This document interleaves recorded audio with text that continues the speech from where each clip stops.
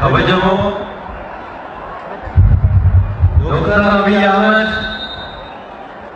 muummicha ministeera federaalaa Dimokiraataa Rippaabilika Itoophiyaa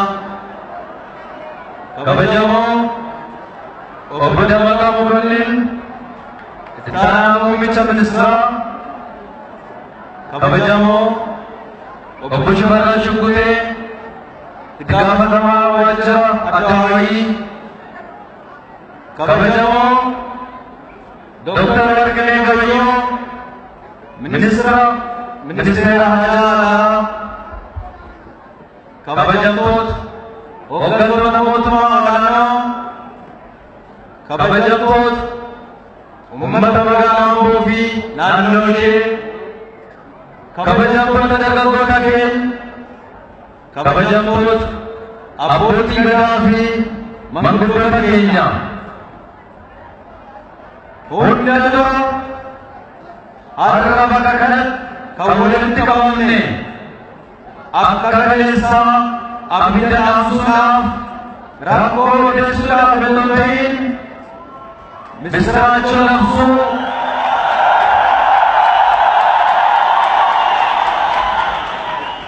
har'a misiraacha labsuu fi abdii egeree cimsuudhaaf dhaabbanni keenya ergama itti gaafatamummaa biyya hoogganuu fudhatee gara hojii qabatamaatti galee jira.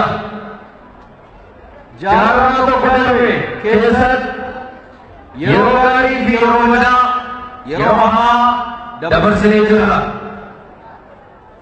Har'a garuu bu'aa qabsoo fi wareegama dhaloota keenyaatiin hiree biyya bulchuuf muudama muummicha ministeeraa argachuu keenyaan booda carraa argame kanatti haasaa taasisuuf hiree argachuu kootiif gammachuu guddaa natti dhagahame ibsuun barbaada.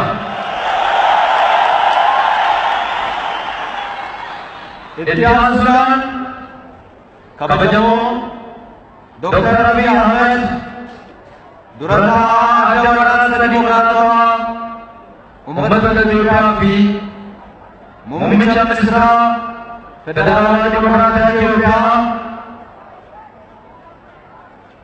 ta'uudhaan filatamuun injifannoo saba Oromoo fi sablammoota biyya keenyaa Itoophiyaa hundaa waan ta'eef uummanni keenya fi akkasumas lammiileen Itoophiyaa guutuu bakka gammaddan jira.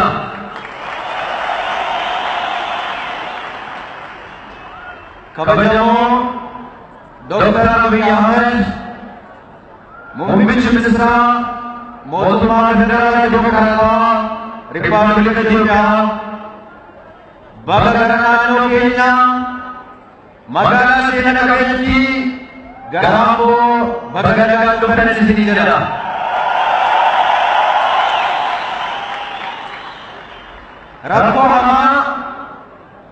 Rakkoo hamaa waggoota muraasa darban keessatti nu mudate jala dabaree guyyaa gammachuu fi misiraachoo maqaa uummata Oromoo biyyaa fi addunyaa fuulduratti akka ol ka'ee dhaga'amu taasisee argachuudhaaf lubbuudhaan kan wareegamaniif lafee qaqqabaniif hambeenya namummaa fi qabeenyaan dhammiidhaan hundaaf kabajaaf ulfina qabu guddaa ta'uu isaa ibsaa seenaan baranaaf isaa yaadataaf.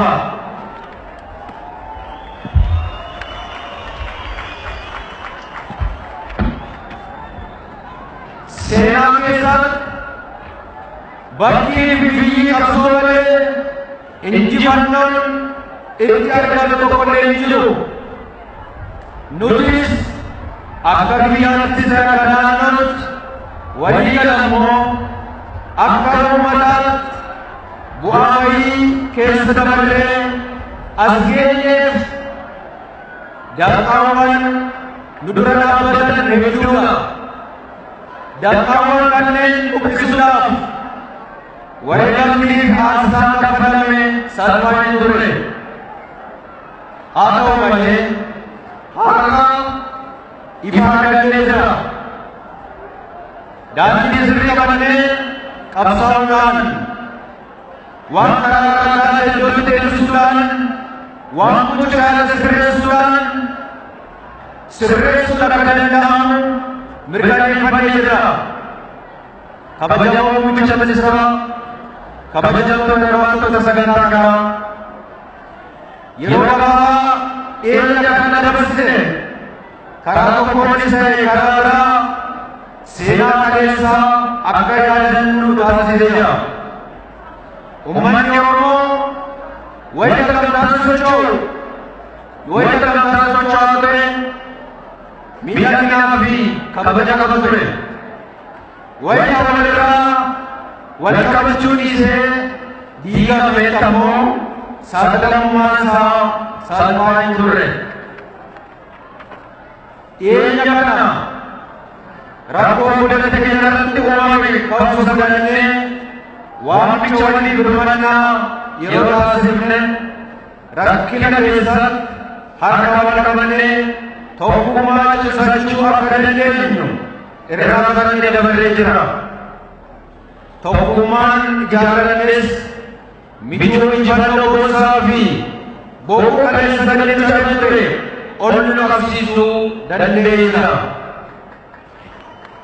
amma sanaan karaa nu fuuldura jiru baay'ee dheeraadha. ergamni nuti kenname guddaa fi caalmaatti gamtoomanii socho'uu fi boqonnaa galee hojjechuu kan nu gaafatudha. amanamnee aangoo biyya bulchuu fudhannee yommuu jennu hojii kan nama dhuunfaatti kenname qofa osoo hin ta'in uummata Oromoo fi uummata biyyattii hundaa kan laallatudha. kanaafis fageessee ilaallee galmoota misoomaa nageenyaa fi aarsa sirna dimookiraasii keenya milkeessuudhaaf hojjechuun nurraa eegama. kun ammoo humna cimaa ijaaramee fi boqonnaa malee hojjetee milkeessuudhaaf murteessu waan gaafatuuf hojii sochii uummataa cimsuu dhimma xiyyeeffannoo dhaabbata mootummaa keenyaa barbaadu akka ta'e nu hubanna. uummanni Oromoo harka sababa keessaa duudhaa kabajee jaallachuu fi hammachuu qaba. saboota sablammootaa fi uummata ofitti qabee waliin jiraachuutu irraa eegama. alaaf olaanis nagaa qabaatee kan qabu eeggatee akka jiraatu gochuudhaaf nageenya naannoo keenyaa amansiisaa taasisuun barbaachisaadha. kanaafiyyuu akkuma qaleessa wal qabannee irree tokkoon sammuu tokkoon galtoonnee hojjennee deemaa dhufnee as geenye. har'as boruu osoo hin dagatin tokko taanee wal qabannee qabsoo misoomaa, qabsoo nageenyaa, qabsoo sirna dimookiraasii ijaaruu wal qabannee fuulduratti adeemuu danda'uutu nurra jiraata. kanaafis keessumaa dargaggoon Oromoo, uummanni keenya, hayyoonni keenya, abbootiin qabeenyaa keenya yeroo kamiyyuu caalaa yeroo inni kun irra dhaabbachuudhaan yeroo inni waliin tuusuun irra jiraatu har'aaf har'a. yoo waliin dhaabbanne tulluun nuti fiigan jiru. yoo nuti waliin dhaabbanne yoo nuti waliin gamtoomne tabbi nuti fiigne riqaan nuti ceene hin jiru. kanaaf hojii nuti hojjetaa dhufne firii isaa argaa jirra. qabsoon keenya milkaa'aadha. irra caalaa akka firii godhatu akka inni milkaa'u waliin taanee hojjechuu nurra jiraata. yeroo kamiyyuu sagantii tokkodhaaf dagachuu nurra jiraata. karaa baay'ee irra imalaa jirra waan ta'eef karaa qabanne gadoo gadhiisiin injifannoo argachuu dandeenya. qabannaan kun mallattoo hin dagatiin qabannee gara fuulduraatti deemuun dhaamsa goota. Kanaafiyyu egereen Oromoo dargaggoonni keenya kana dabarree yeroo kamiyyuu caalaa murtii keenya jedhannee wal dhageeffannee waliin hojjechuun nurraa eegama. Yoo kana hojjenne saba keenya fuulduratti seenaa fuulduratti kabajaa qabna, maqaa qabna, ulfina qabna. Waan ta'eefiyyuu wal qabannee akkuma kaleessa wal bira dhaabbanne hojjennu har'as borus wal bira dhaabbanne haa hojjennu jedha.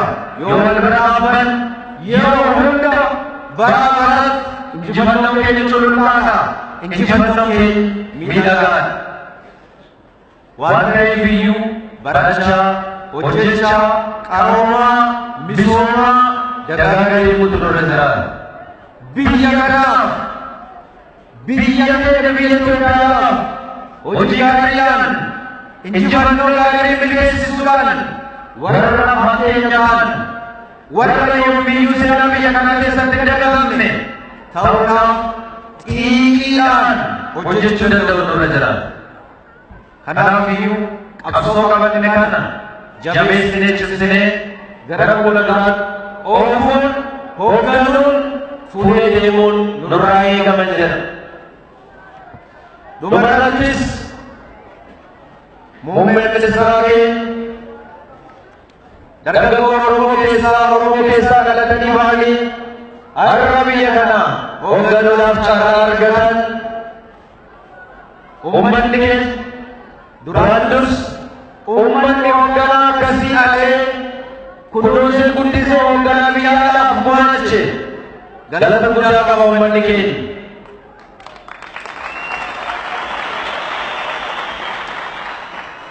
Uummanni keenya hooggansa biyyaadhaaf dhalasaa gumaachee jira.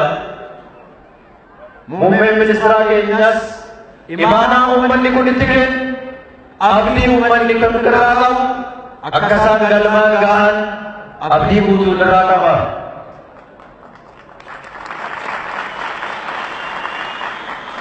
Muummeen ministeeraa keenya Dr. Abiy Ahmed hojiin isaa kan qabatan yeroo biyyi keenya rakkoo keessa galte yeroo walxaxaa kana keessatti hooggansa cimaa, hooggansa injifataa, hooggansa seenaa hojjete ta'uu kan danda'an qaalii mataa isaanii qofa hin ta'in deeggarsa hunda keenyaaf barbaachisa. Bira dhaabbannee gargaaruudhaan, deeggaruudhaan, bira dhaabbannee akkanii wayyaa hojjechuudhaan cina dhaabbachuu nurra jira. Yoo kana ta'e hooggansi kun hooggansa biyya kana keessatti seenaa hojjetu, seenaa geeddaru ta'uu danda'a waan ta'eef muummee ministeeraa keenya bira dhaabbannee hojjechuun, gargaaruun, dhaggeeffannee deeggaruun nurraa eegama jedha. Kanaafiyyuu ammas irra deebi'ee bakka gammaddan, bakka gammadne jedha. Injifannoon uummata Oromoo fi uummattoota biyya keenyaaf kabajni barbaada. Wareegamtoota qabsoo keenyaatiif haa ta'u jedha. Ulfaadhaa.